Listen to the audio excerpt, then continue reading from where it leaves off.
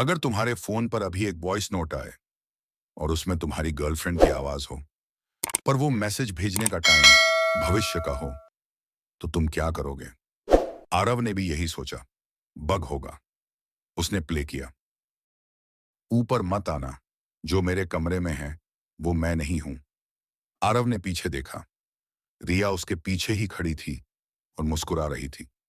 और नीचे से उसी वक्त रिया की रोने की आवाज आई। आगे क्या हुआ वो जानने के लिए वीडियो पूरा देखो और सब्सक्राइब कर लो, क्योंकि ये कहानी वहीं से शुरू होती है जहां तुम्हें लगेगा सब खत्म हो गया है।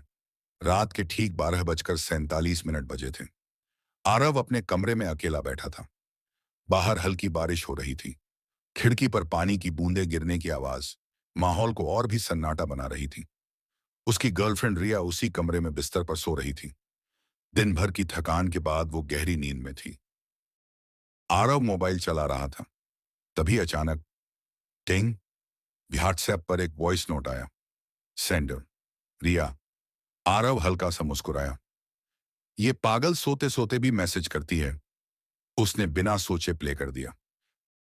पहले 5 सेकंड सिर्फ हैवी ब्रीदिंग, फिर धीरे धीरे एक आवाज आई। अगर तुम ये सुन रहे हो तो मैं बच नहीं पाई। आरव का दिल एकदम रुक सा गया। ये क्या मजाक है? उसने तुरंत रिया की तरफ देखा। रिया वही थी, उसी बिस्तर पर, गहरी नींद में। आरव ने खुद को समझाया, शायद पुराना रिकॉर्डिंग होगा। लेकिन तभी उसे याद आया, यह वॉइस नोट अभी आया था। बेचैनी की शुरुआत। आरव ने डरते हुए रिया को हिलाया। रिया उठो, तुमने ये भेजा क्या? रिया धीरे से उठी। क्या हुआ? आरव ने फोन दिखाया। रिया ने सुना और उसका चेहरा एकदम सफेद पड़ गया। मैंने नहीं भेजा ये। कमरे में अचानक सन्नाटा छा गया। दूसरा मैसेज। टिंग। दूसरा वॉइस नोट आया। इस बार आरव के हाथ कांप रहे थे। उसने प्ले किया। वो तुम्हारे पास नहीं है। जो सो रही है वो मैं नहीं हूं। रिया जोर से चीख पड़ी। आरव, ये कौन है? अजीब चीजें। तभी कमरे की लाइट अपने आप फ्लिकर होने लगी। खिड़की अपने आप खुल गई। ठंडी हवा अंदर आई और बिस्तर पर बैठी रिया अचानक शांत हो गई। बहुत ज्यादा शांत। इतनी कि डर लगे। आरव ने धीरे से पूछा, रिया, तुम ठीक हो? उसने सिर उठाया, लेकिन उसकी आंखें खाली थीं, जैसे किसी और की हों। सच्चाई खुलती है। तभी फोन पर तीसरा वॉइस नोट आया। इस बार आवाज कांप रही थी। आरव, असली मैं नीचे हूं। मैं कमरे में नहीं हूं। मत मानना जो ऊपर है। आरव के पैरों तले जमीन खिसक गई। अगर ये नीचे है तो मेरे सामने कौन है? नीचे जाने का फैसला। आरव धीरे धीरे दरवाजे की तरफ बढ़ा। पीछे से आवाज आई, कहां जा रहे हो?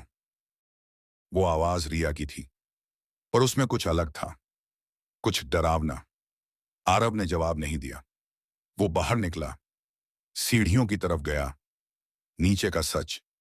नीचे पूरा घर अंधेरे में डूबा हुआ था। तभी फोन की फ्लैश लाइट में उसे दिखा, रिया सीढ़ियों के नीचे बैठी थी, रो रही थी। आरव, मैं यहां हूं। आरव का दिमाग घूम गया। तो ऊपर वाकई कौन है? आखिरी झटका। तभी ऊपर से फुटस्टेप्स की आवाज आई। धीरे धीरे कोई नीचे आ रहा था। आरव ने ऊपर देखा और जो उसने देखा, उसकी सांस रुक गई। वो रिया थी, लेकिन उसका चेहरा एक अजीब सी मुस्कान में बदल गया था और आंखें पूरी काली। अंतिम वॉइस नोट।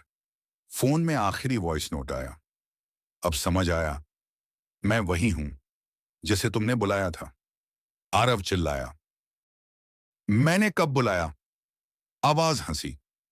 उस रात जब तुमने कहा था कि अगर रिया कभी चली गई तो तुम उसे वापस लाना चाहोगे। अंत। अगली सुबह पड़ोसियों ने घर का दरवाजा खुला देखा।